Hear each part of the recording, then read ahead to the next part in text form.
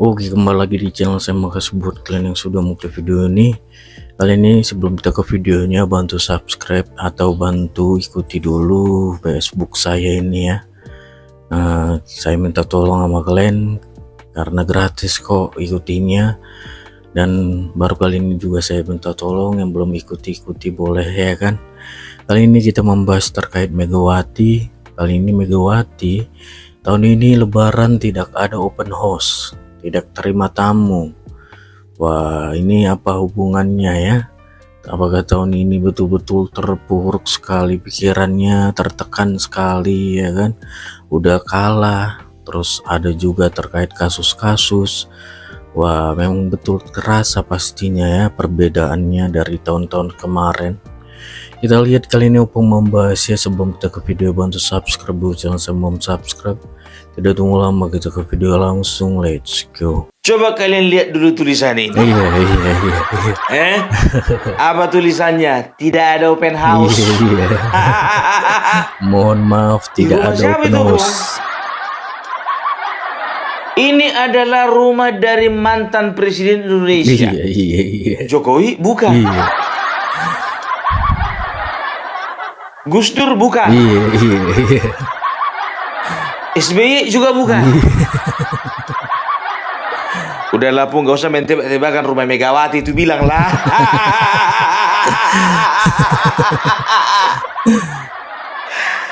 Di rumah Megawati ada tulisan ini. Iya. Bayangkan kalian, maksa kali harus ditulis tulisan itu. Tidak ada open house. Iya. Bu, kalau nggak ada open house, nggak usah ditulis kayak gini. Iya, betul. Kan begitu, bikin aja satu orang berdiri di situ begitu. Ada yang masuk, Iya. maaf nggak terima tamu, nggak ada open house. Iya, betul. Kan begitu, ya ada beberapa kemungkinan. Kenapa ditulis tulisan itu besar-besar? Yang pertama kemungkinan mungkin ya Ibu Megawati dalam keadaan kurang sehat. Mungkin ya kurang sehat Artinya ya. apa? Beliau mungkin tidak mau diganggu karena lagi bed rest. Iya. Bed rest loh, istirahat total. Iya. Kemungkinan kedua ya, kemungkinan besar ibu ini nggak mau terima tamu ya, karena apa? Karena dia yakin nggak ada juga yang mau datang. Bisa jadi. Atau kemungkinan ketiga beliau ini nggak mau membuat open house karena apa? Udah nggak ada lagi budget. Iya.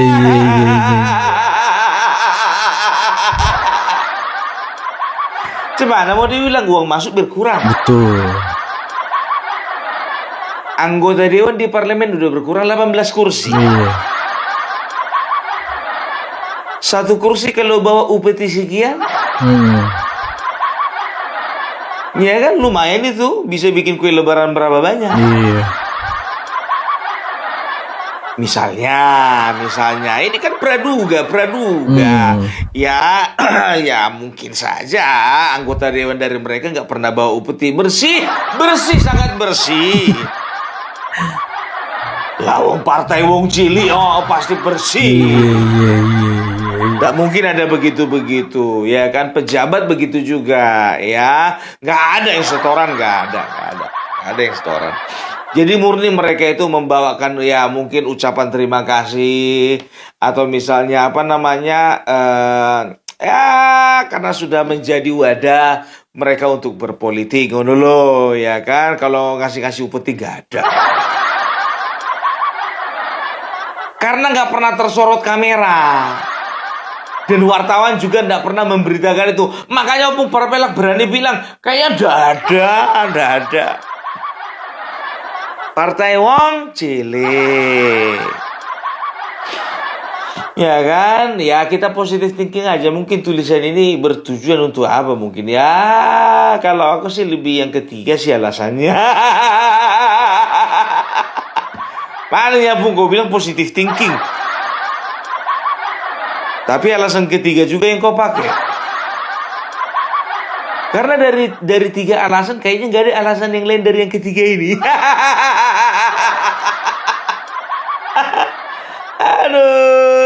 Aduh ya. Jadi tahu ndak kalian ya, di saat Megawati tidak mau menerima open house ya kan, dan dia tulis ya, memang betul-betul nggak ada yang datang.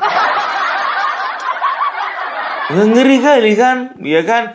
Tapi sebetulnya dia sengaja ini. Karena apa? Ya, dia ini ingin menunjukkan kepada publik, ya, orang nggak ada yang mau datang berkunjung ke rumah dia karena memang ada tulisan open house tidak ada kan begitu. Oleh karena mereka tidak mengadakan open house kan begitu. Ibu mau ibu bikin ada tulisan tidak ada tulisan, ya itu sama aja bu, nggak bakalan ada yang datang. Kan begitu. Nah, untuk menutupi rasa malu apalagi tersorot kamera wartawan, dibikinlah tulisan tidak ada open house. Jadi seolah-olah orang nggak datang open house karena ada tulisan tersebut.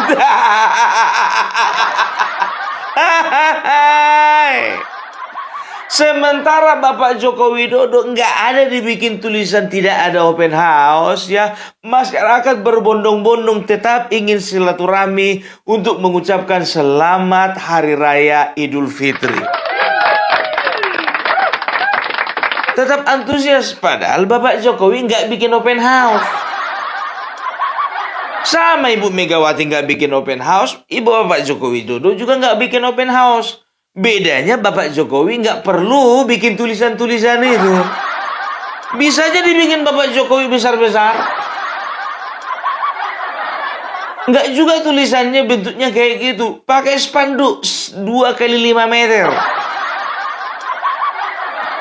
Kan begitu, tapi Bapak Joko Widodo melihat ya ada masyarakat ya yang memang betul-betul cinta sama beliau. Makanya beliau nggak tega ya, walaupun beliau nggak bikin open house ya, nggak merasa perlu bikin tulisan-tulisan seperti itu. Karena apa? Dia tidak mau menyakiti hati rakyat. Beda ya, beda vibes-nya dan juga beda perasaannya dari presiden yang pernah memerintah 2 periode dengan yang 2 tahun. Beda dong. Ya kalau 2 periode kan dia kan sangat familiar dan juga dia kenal dengan rakyatnya. Kepingin bertemu dia, ya kan? Selama 10 tahun banyak masyarakat ya, banyak dari saudara-saudara kayak itu menahan rindu. Selama ini mungkin mereka ingin bertemu dengan Bapak Jokowi, tapi oleh karena protokol ya dan juga prosesnya memang juga sangat rumit karena beliau presiden kan begitu ya. Bukan aku katakan beliau ini adalah bangsa presiden yang susah untuk dijumpai, bukan ya, tapi ya itulah dia pada kenyataannya ya, karena memang banyak yang harus dijaga ya. Jadi ketika beliau sudah purna tugas begini ya, masyarakat tidak melihat dia sebagai presiden, bukan. Tapi masyarakat melihat beliau sebagai bapak pembangunan, sebagai bapak kesejahteraan masyarakat, sebagai bapak infrastruktur semuanya, bapak kemajuan perekonomian gitu ya. Jadi masyarakat itu melihat dan menilai bahwasanya karena Bapak Joko Widodo lah, maka bangsa kami ini boleh bertahan dan juga boleh siap untuk menghadapi kemajuan. Nah, itu tanggapan dari Kelurahan 58. Tapi kalau misalnya RT 16 RW 24 nggak akan kalian jumpai komentar seperti itu, enggak. Yang kalian jumpai komentar itu Indonesia gelap, titik. Itu aja. Indonesia gelap, negara korup. Ya, setelah itu presiden dinasti. Gak usah lah, ya kan. Tapi kalau kurasa ya kan, kayaknya apa namanya kata-kata dinasti ini udah gugur. Udah gugur lah. Terima kasih ya atas diangkatnya Romi Soekarno menjadi anggota dewan walaupun nggak layak dipilih. Akhirnya politik dinasti itu tidak bisa mereka pakai lagi untuk mereka tuding kepada Bapak Jokowi. Romi. Aduh. Engkau mengemban tugas yang sebetulnya rakyat tidak mempercayakannya kepadamu. Di mana kau, Romi? Oh Pung, kau salah besar Pung. Kau bilang gak ada orang datang ke rumah ke rumah Ibu Megawati. Ada, memang ada. Tapi rata-rata politisi PDIP. Yang datang, oh salah Pung, ada juga beberapa menteri. Betul ada beberapa menteri. Iya, seperti Menteri Keuangan Ibu Sri Mulyani, Badan Otorita IKN Bapak Basuki Hadi Mulyono. Setelah itu ada Menteri Kesehatan, kalau tidak salah namanya siapa ya? Budi Gunadi Sadikin atau Sadikin Gunadi ya. Setelah itu siapa lagi? Dikit lah, nggak terlalu banyak. Ya kan begitu kan. Termasuk juga kalau nggak salah Ahmad Muzani itu ketua MPR ya kan. Ahmad Muzani orang Gerindra ya Pung. Iya, Ahmad Muzani sekjen Gerindra. Kok cuma dia sendiri Pun nggak ikut Bapak Prabowo? Bapak Prabowo lagi sibuk open house di istana. Dan beliau tidak meletakkan di depan istana, tidak ada open house. Bayangkan kalian kalau Ganjar jadi presiden, dibentangkan spanduk besar-besar, baliho 2, spanduk 2, baliho ukuran 5 kali 10 meter, spanduk ukuran 2 kali 20 meter. Tidak ada open house. Dalam kurung, perintah ketua umum.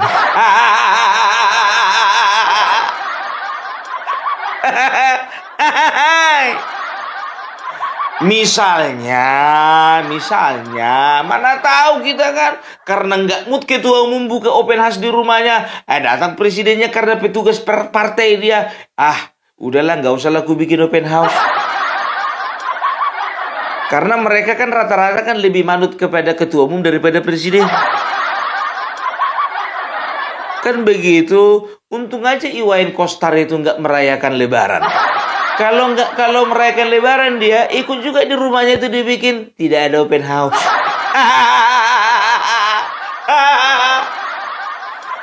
Kalian periksa dulu rumahnya Pramono Anung atau Balai Kota Jakarta. Kalian perhatikan dulu ada nggak tulisan tidak ada open house. Ya mana tahu mereka itu harus tegak lurus dengan Ibu Ketum. Ibu Ketum bikin tulisan tidak ada open house, Pramono bikin tulisan. Iwayan Koster bikin tulisan kalau dia merayakan Lebaran. Siapa lagi? Kepala-kepala, ya bisa jadi. Ya kan kepala-kepala daerah kompak semuanya yang dari PDIP membuat tulisan tidak ada open house.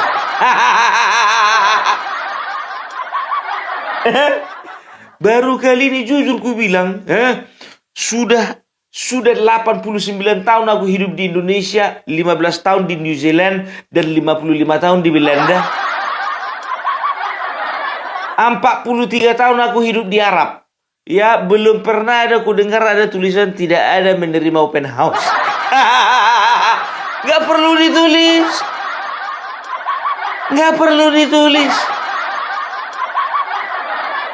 Jadi semakin lama ku tengok, makin aneh-aneh aja ya kan.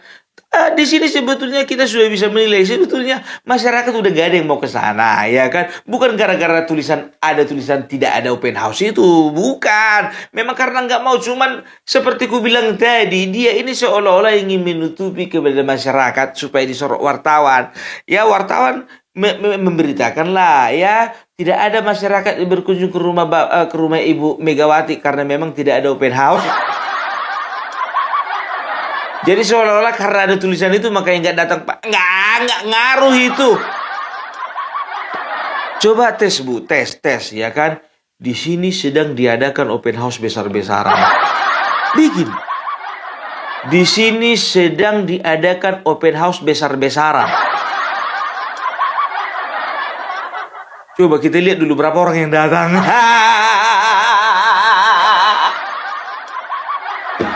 Jangan gara-gara tulisan, nggak itu alasan. Pungkok sekarang udah jadi apa kok Pungkok? Jadi makin ganas kok Pung. Tapi udah lewat 2 hari.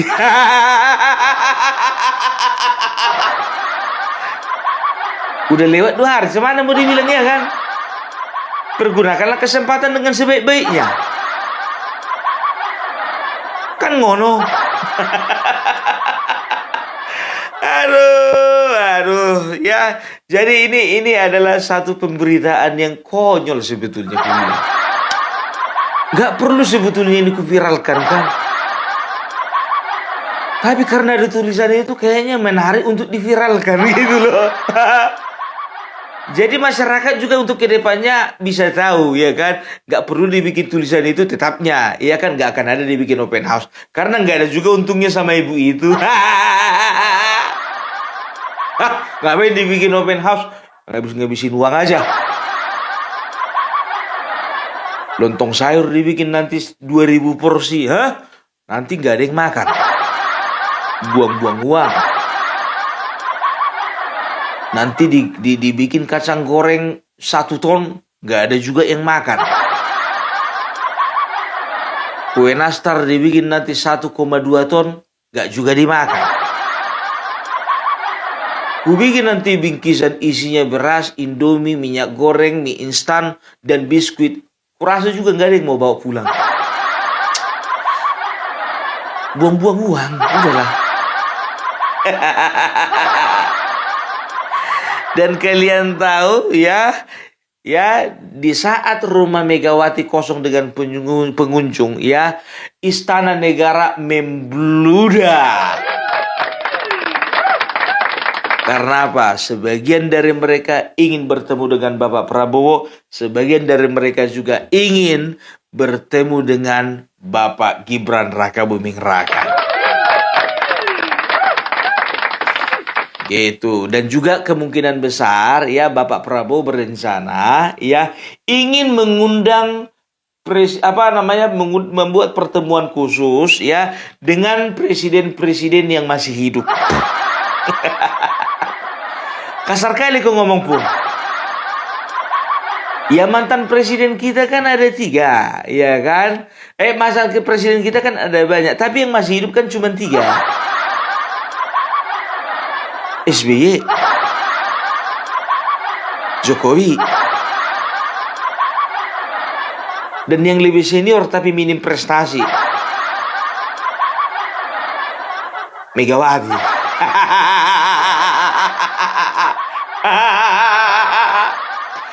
Katanya Bapak Prabowo ingin membuat pertemuan khusus, ya kan begitu. Aduh Bapak Prabowo, jujur aja ku bilang, mau dibilang halal bihalal mantan presiden, mau dibilang reunian mantan presiden, mau dibilang juga katanya misalnya perayaan peringatan Hari Raya Idul Fitri sesama mantan presiden. Pak, apapun judulnya Pak, Megawati nggak akan datang. Nggak akan datang. Sedangkan Bapak pelantikan datang dia. Ngaku-ngakunya kakak. Ngaku-ngakunya kalau misalnya datang adiknya selalu bikin nasi goreng. Pelantikan hari yang paling penting dalam hidup seseorang. Apa gunanya dia ngutus-ngutus orang? Akan berkesan ketika kita itu datang menghadiri pelantikan seseorang. Ya menjadi hari pelantikan itu menjadi spesial. Apalagi ini kan katanya kakaknya. Pelantikan aja Pak nggak datang Pak. Ya Karena dari sekian ratus bahkan sekian ribu pejabat yang menyaksikan pelantikan Bapak, di situ ada Bapak Jokowi. Gitu loh Pak. Jadi karena ada Bapak Jokowi seorang, ya, makanya Ibu Megawati nggak mau datang Pak. Masih sakit hati. Nah ini apalagi Bapak bikin pertemuan cuman mantan presiden. Datang pula dua-duanya Bapak Jokowi dan juga Bapak SBY. Sedangkan Bapak Jokowi sendiri hadir di acara Bapak, dia nggak mau datang. Apalagi ikut Bapak SBY. Apalagi acara itu hanya dikhususkan untuk mantan-mantan presiden. Makin nggak mau lah dia, Pak. Bapak Prabowo ini ada-ada aja. Bikin kayak Pak, contohnya, ya kan, contohnya pertemuan pertemuan halal bihalal bersama dengan ketua-ketua umum partai plus Jokowi. Ada plusnya tapi Pak. Atau nggak perlu dibikin plus Jokowi kan begitu, karena bentar lagi kan ada partai baru kan Pak. Tapi kurasa dia pun nggak datang juga itu. Mengke. Ya aku bilang lah mengke, berapa kali coba ada hajatan Bapak Prabowo nggak mau datang dia. Terus siapa kali nggak mau datang, aduh. Tapi memang betul Pak, ya kayaknya lebih cocok Pak, Bapak bikin aja nanti Pak tulisan kayak yang ditulisan ibu-ibu tulisan di depan rumah Ibu Megawati itu, bikin aja halal bihalal khusus untuk presiden yang 2 periode. Bapak Prabowo kan rencananya 2 periode, gitu aja Pak. Jadi beliau itu ada alasan untuk tidak datang kan begitu. Kalau misalnya ya tidak Bapak tulis, nanti kasihan dia jadi tembakannya wartawan terus. Ibu kenapa nggak datang? Bapak Prabowo mengundang loh Bu untuk mantan presiden yang masih hidup. Ibu Megawati kenapa nggak datang? Ibu nggak menghargai ya Bu, kan begitu kan?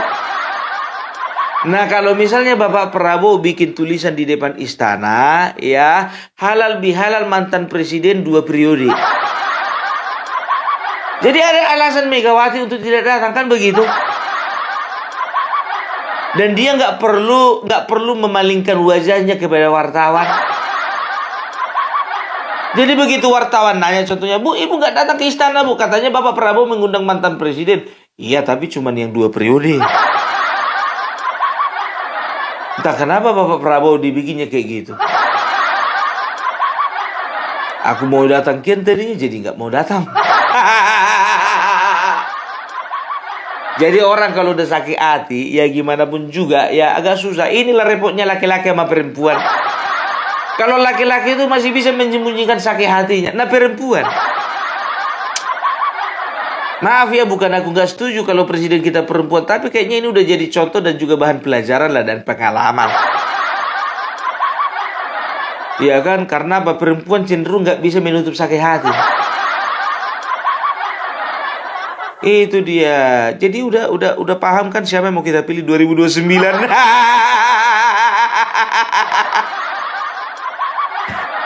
Karena satu-satunya kemungkinan ya untuk PDIP maju Pilpres 2029 itu bakal mengusung perempuan lagi.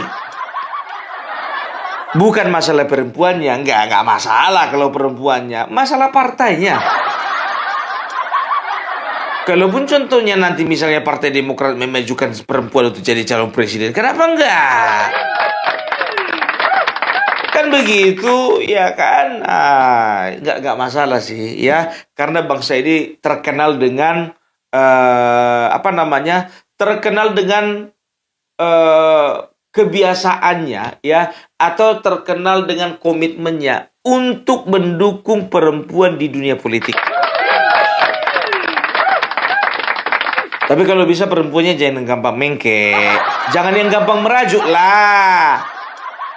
Sakit hati jual aset. Nggak ada belanja di dapur, jual aset. Perempuan kan seperti itu kan biasanya. Udah nggak gajian lagi suamiku ini, udah 5 bulan nggak kerja. Pertama dijual cincinnya.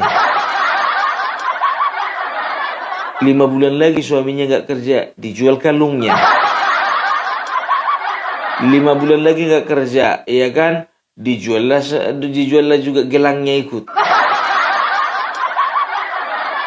5 bulan lagi suaminya nggak kerja, ya kan? Dijual lah rumah. Suami macam apa itu?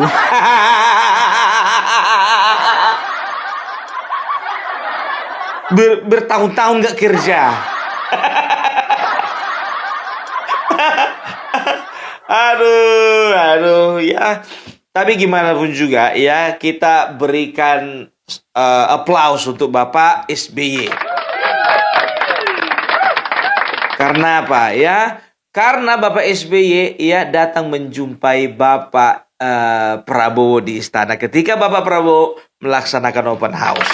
Luar biasa, Pak. Jadi udah kita lihat ya, udah tahu kita ya siapa peringkat ketiga nanti di Pilpres, peringkat ketiga nanti di pemilihan tahun 2029. Peringkat pertama udah pasti Garuda. Pasti. Ya kan, kulturnya kan begitu ya. Demokrat 2 periode, PDIP 2 periode, nanti Gerindra 2 periode dong. Peringkat kedua siapa lagi kalau bukan Golkar? Runner up, rajanya runner up. Dia itu raja tapi nggak pernah menempati posisi pertama, runner up terus. Spesialis runner up. Nah, untuk ranking ketiga kita udah tahu kan siapa yang mendekat-dekat sekarang. Bapak SBY, aku bilang sama Bapak, Pak, pertahankan aja terus, Pak. Dekati Bapak Prabowo terus ya. Saya yakin partai Bapak akan menjadi ranking ketiga, Pak. Selama Bapak tidak lagi menerima manusia seperti Roy Suryo. Selama ada manusia seperti Roy Suryo ada di dalam partai Bapak ketiban sial terus. Bayangkan Pak, waktu dia jadi menteri Pak, panci loh Pak. Kenapa Bung panci Bung? Gak ada, aku cuma bilang panci aja. Kalau udah aku bilang panci katanya gitu, 90% masyarakat udah tahu arahnya kemana. Begitu dia, ya. Itu aja Pak, kalau yang lain bisa lah Pak. Ya Ade Malarangking, terima lagi Pak.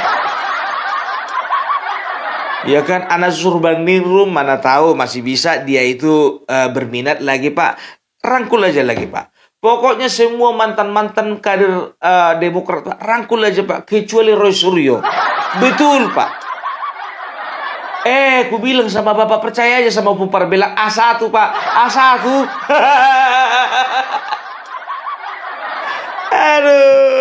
Aduh. Nomor 1 jangan terima Roy Suryo. Nomor 2 jangan terima Ruhut Sitompul Pak. Tahu sendirilah Bapak, ya kan kemarin diagung-agungkan Bapak, ya kan pindah dia ke si Merah, diagung-agungkan si Merah. Bikin acara Bapak kemarin itu, datang juga dia ke tempat Bapak kan. Tujuannya apa Pak? Lagi mengintip-intip itu. Kira-kira gue masih bisa masuk lagi nggak ya? Perkiraanku. Itu dia. Jadi itulah ya model-modelnya pemimpin kita ya. Bapak SBY dengan rendah hati menjumpai Bapak Prabowo ya. Bapak Joko Widodo juga masih sampai saat ini ya tetap menghargai Bapak Prabowo sebagai presiden, dan Bapak Prabowo masih menghargai Bapak Joko Widodo sebagai presiden ke-7. Harus begitu Pak, ya kan? Sesama presiden 2 periode harus kompak. Iya, kemana-mana gitu aja Pak. Yang 2 periode aja ajak Pak. Yang 2 tahun gak usah diajak. Repot Bapak nanti dibikin. Ya, jadi itulah dulu dari Opung Parbelak ya. Jadi maafkan Opung Parbelak ya. Karena apa? Karena Opung Parbelak nggak bisa tahan, nggak tahan kalau kau nggak ngebully orang. Bukan ngebully ya. Jadi begini ya, perlu kuluruskan. Ada pendapat dari seorang sahabat. Kalau ku bilang sahabat lah, senior ya, yang ada di satu tempat lah. Ya tadi malam beliau itu WA sama saya. Pung, kenapa kau selalu serang Hasto? Ya, kenapa rupanya kan begitu ya? Kau harusnya tidak boleh terlalu banyak menyerang Hasto. Sementara ke si Anies kau nggak serang katanya begitu. Ya, nanti ini Anies ini akan bakalan kuat ini begini begini begini begini. Ku bilang sama beliau ya kan. Ya Pak, saya tidak pernah menyerang siapapun. Nggak pernah. Aku nggak pernah serang Hasto. Aku nggak pernah serang Anies. Nggak pernah serang PDIP. Kan begitu ya. Tapi yang kulakukan Pak, ya, yang kulakukan justru kalau Bapak perhatikan mulai dari sebelum Pilpres kemarin sampai sekarang, ya, serangan itu datangnya dari mereka. Opung Parbelak bukan menyerang mereka, tapi Opung Parbelak berusaha untuk menangkal semua serangan-serangan mereka. Ya, Opung Parbelak berusaha untuk menangkal serangan mereka kepada pemerintah, kepada Bapak Jokowi, kepada keluarga Bapak Jokowi, kepada keluarga Bapak Prabowo, ya, kepada keluarga dari orang-orang baik yang masih punya harapan untuk memimpin bangsa ini. Kan begitu. Aku nggak pernah serang. Yang kulakukan adalah ya, aku menangkal serangan. Coba lihat ya, Hasto serang pemerintah, serang Jokowi begini begini begini. Opung Parbelak hadir, ya, menunjukkan bukti-bukti dan fakta-fakta ya untuk menangkal serangan dari Hasto. Koni bilang begini-begini, Faisal Assegaf bilang begini-begini, Amin Rais bilang begini-begini, semuanya ya tudingan-tudingan, fitnahan-fitnahan, ya nyinyiran-nyinyiran dari mereka, ya. Jadi sekarang yang jadi pertanyaan, yang menyerang siapa? Kita tidak pernah menyerang. Yang kita lakukan adalah menangkal setiap serangan dari mereka. Jadi jangan pernah ada katakan bahwasanya Opung Parbelak menyerang, ya. Tidak, ya. Kita itu hanya menangkal. Karena mereka itu sudah keterlaluan menyerang Bapak Jokowi, keluarga Bapak Jokowi, Bapak Prabowo, keluarga Bapak Prabowo, dan juga orang-orang baik yang masih bisa diharapkan untuk memimpin bangsa ini. Karena dasar mereka cuma satu, Pak. Mereka sedang tidak kebahagiaan, itu aja. Gitu loh, ya. Tapi sebagai seorang senior, ya, aku hormati beliau dan aku katakan, Pak, besok saya telepon lagi. Kita diskusi lagi besok, ya. Karena beliau telepon saya, tadi malam tidak saya angkat, tapi besok saya telepon lagi, Pak. Saya lihat ini kita perlu diskusi yang mendalam ini, gitu, ya. Jadi itu cara Opung Parbelak menghadapi teman-teman saudara-saudara yang tidak sepaham dengan Opung Parbelak, kan begitu ya. Nah, di akhir video ini aku akan tampilkan sebuah foto, ya, yang dia sendiri kemarin itu ingin sekali ditampilkan fotonya. Karena apa? Ada beberapa foto dari penggemar Opung Parbelak di beberapa daerah. Aku tampilkan, kepingin dia. Di WA-nya Opung Parbelak, Pung, tolong duduk di absen aku, Pung, besok, katanya. Oke, jadi udah lunas utangku ya, Mbak.